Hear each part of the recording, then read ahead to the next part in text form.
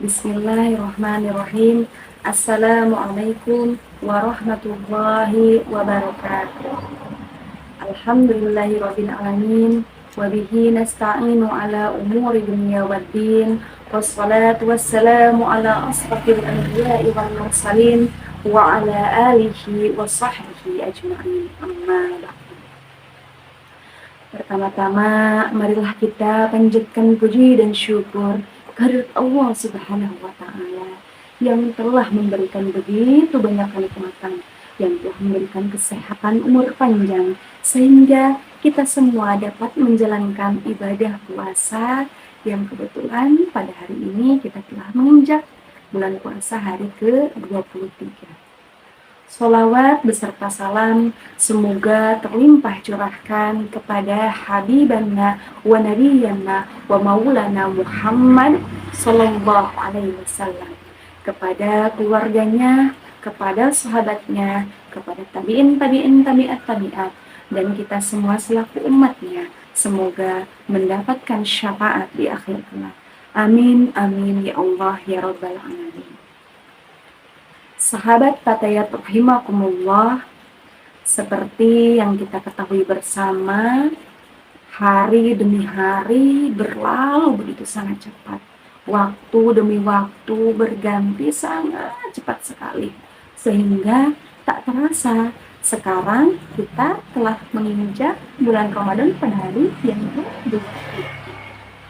Seperti yang kita ketahui bersama, bahwa pada bulan Ramadan ini dibagi ke dalam 3 fase, di mana 10 hari pertama Allah menurunkan rahmat dan kasih sayangnya. Kemudian 10 hari kedua Allah menurunkan maghfirah atau pengampunannya. Kemudian sekarang kita tepat pada 10 hari terakhir, di mana Allah akan membebaskan kita semua dari panasnya api neraka atau ikum minan nar. Nah, kemudian pada malam di bulan Ramadan ini ada satu malam yang sangat dinanti-nantikan oleh semua umat muslim yang ada di muka bumi ini. Kira-kira malam apakah itu? Malam itu adalah malam Lailatul Qadar. Pasti sahabat semua sudah sering mendengar ya malam Lailatul Qadar. Malam Lailatul Qadar adalah malam yang lebih baik daripada 1000 bulan atau 83 tahun. Nah, kenapa sih kok malam ini sampai dinanti-nantikan oleh semua umat muslim yang ada di muka bumi ini? Dikarenakan malam ini sangat mulia dan banyak sekali keuntungannya. Di antaranya ada 6 keuntungan jika kita mendapatkan malam Lailatul Qadar. Keuntungan yang pertama yaitu pahala yang didapat akan dilipat gandakan atau setara dengan 1000 bulan atau 83 tahun. Jadi saat kita melaksanakan ibadah sholat, puasa, tadarus, sedekah, itu akan dilipat gandakan setara dengan 1000 bulan.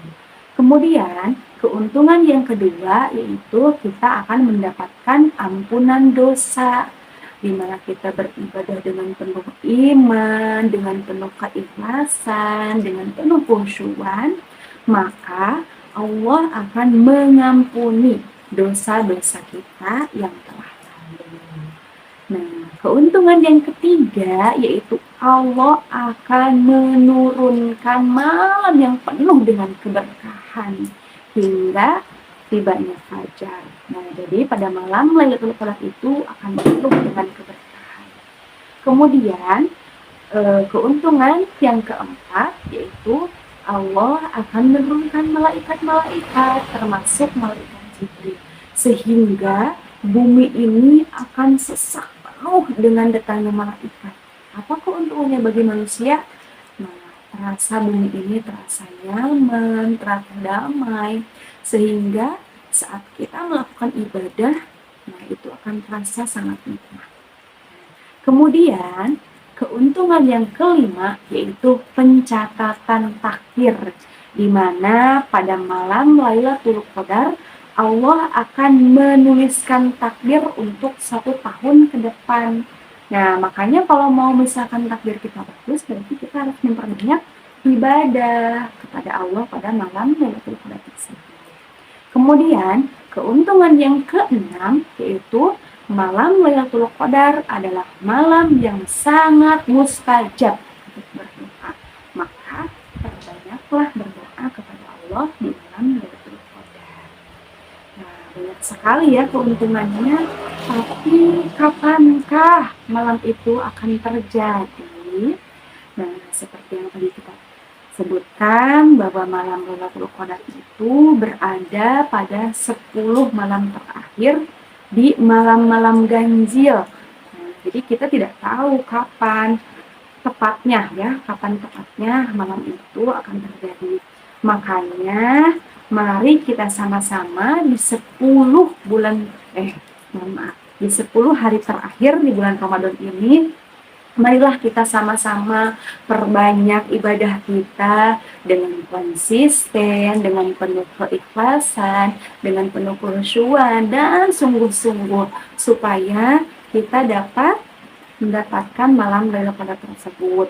Ya, terutama untuk di malam hari, di malam-malam ganjil, diusahakan kita memperbanyak ibadah kita, karena sangat beruntung sekali bagi orang-orang yang bisa mendapatkan malam Lailatul Qadar.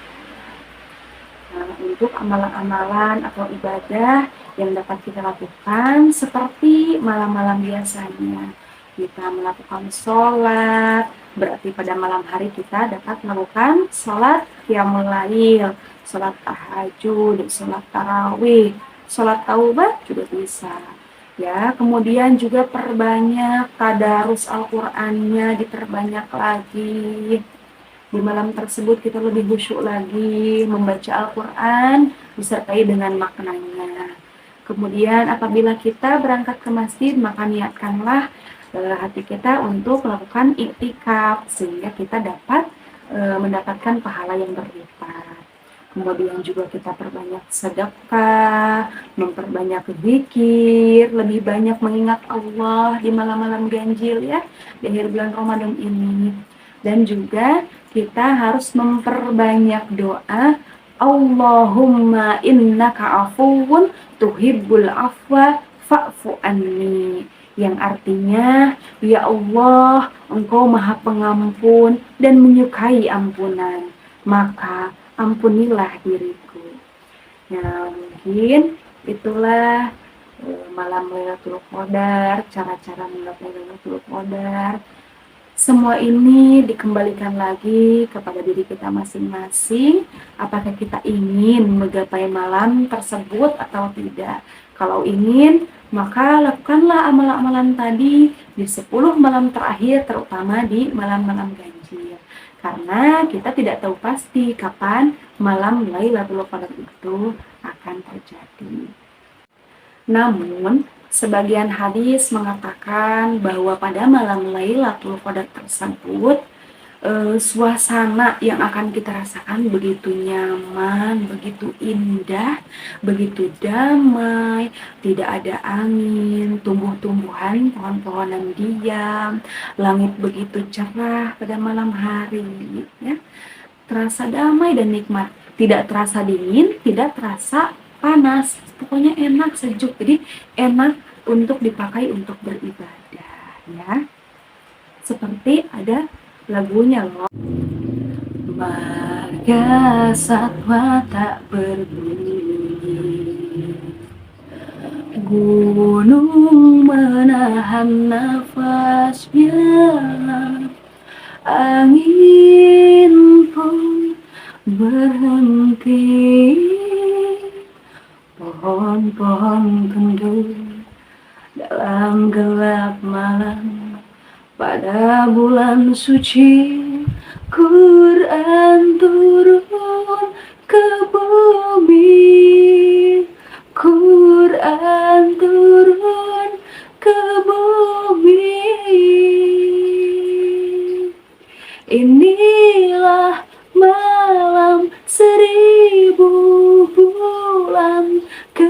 ketika cahaya surga menerangi bumi, ketika cahaya surga menyinari bumi. Inilah malam 1000 bulan, ketika Tuhan menyeka air mata kita, ketika Tuhan menyeka dosa-dosa kita. Sekian yang dapat saya sampaikan. Mohon maaf atas segala kekurangan dan kekurangan. Wabillahi taufiq wal hidayah. Wassalamualaikum warahmatullahi wabarakatuh.